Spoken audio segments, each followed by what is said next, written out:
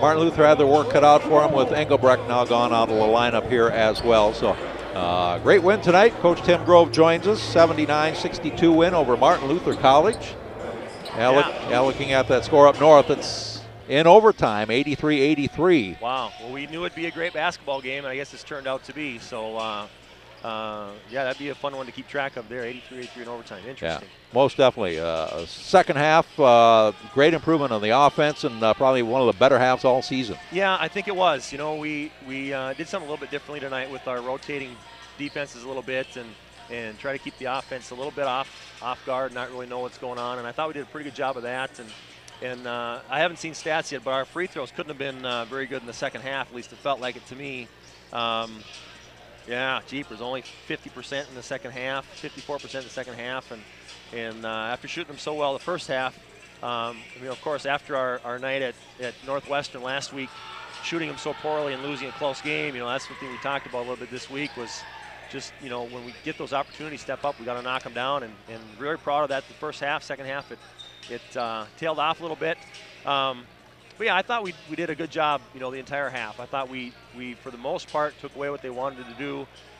Did a really good job on the boards, I thought, and executed better offensively. So overall, a real nice ball game for us. Yeah, rebounding 55-30 edge. 20 rebounds for Abby Froggett tonight. Double-double for Emily Auk. Wow, outstanding. Those are impressive rebounding stats, and of course, the coach in me wants to go right to the negative, though, and look at the 24 turnovers, which is way, way too many. We just gave them too many opportunities with that. But like I say, we did rebound the ball well and shot it pretty decently. I mean, we'll take 45, 46%.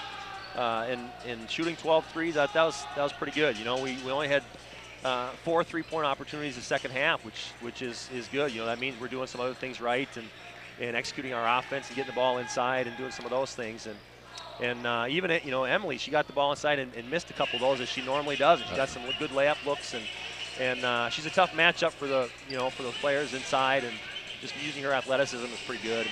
Yeah, you could hear Larry Zerd on there telling his players to take Emily Auk's right side away. Absolutely. And yet she'd spin around and come back in the middle. Yeah, it's easy to do. It's easy to say, not always easy to do. And we're the same way. We know the way people like to go, and they're certainly going to look at Emily and say, take away that right hand because she is so effective that way. And she's done a pretty good job, too, throughout the season of starting right and coming back with her left and scoring that way, too.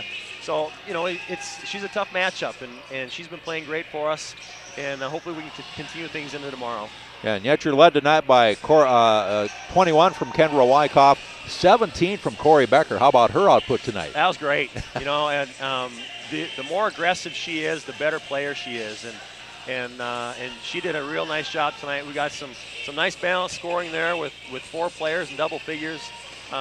Tori Holt inside too. She had a great first half. I thought we had some good mismatch in there with her and got some foul trouble, obviously, with her. And so she wasn't able to play the minutes he probably normally does. But we certainly like what we got from everybody tonight. It was a great team effort all the way around, and something we can. What I told him was it was a good start to our homestand here. This 5-game stretch that we have at home, a great way to start that, and of course, a great way to start our weekend. Have you ever seen anyone with the ability to do the contortion that Corey Becker does and make the shots? Yeah, I mean, she had a couple there that were completely off balance and one leg and all this stuff, and she's a good athlete. She got great balance and those things. She's a very good athlete, and that was fun to see. Yeah, we were talking about the dual season some of these players put in volleyball, the basketball, and obviously it pays off for them in conditioning. Well, it does. One thing we kind of worry about sometimes is just the length of it. They come off volleyball season, and the thing that I think we've always told them, and it's kind of been up to them as far as how much they want to be involved and when they want to be involved, and if they need time off between seasons to take it. But I also think that, I would never be accused of over practicing. Our practices this time of the year are short and sweet, and we'll take days off when we need them, and so I think overall we do have those fresh legs. But you talk about those two-sport athletes in general, they're always good to go. They're athletically ready to go, and their conditioning is good, and all that stuff is great. Really showed tonight. Some of the rebounds that they got, some of their drives to the basket, some of their defense, and their footwork. Yeah. Athletic and quickness. Emily Auk's quickness with the ball in her hand enjoyed watching Taylor Kramer, but not that I don't ever not enjoy it, but I really think tonight she ran the point, probably one of the best games I've seen her run the point. She played hard. I mean, she played her tail off, you know, and toward the end of the game there, Amy just said, we got to get her off the floor. We got to get her off the floor. She's gassed, you know, and she does. She plays so hard, and you know, we expect a lot out of her in terms of handling the ball and then making shots when you can. You know, she obviously playing the point this year for us, which is different from last year coming off the wing, and we still want to get her shots because she is such a good shooter, and she's just getting different shots this year, coming off ball screens and attacking a little bit more, and so yeah, we do expect those things from her, and she's done a great job.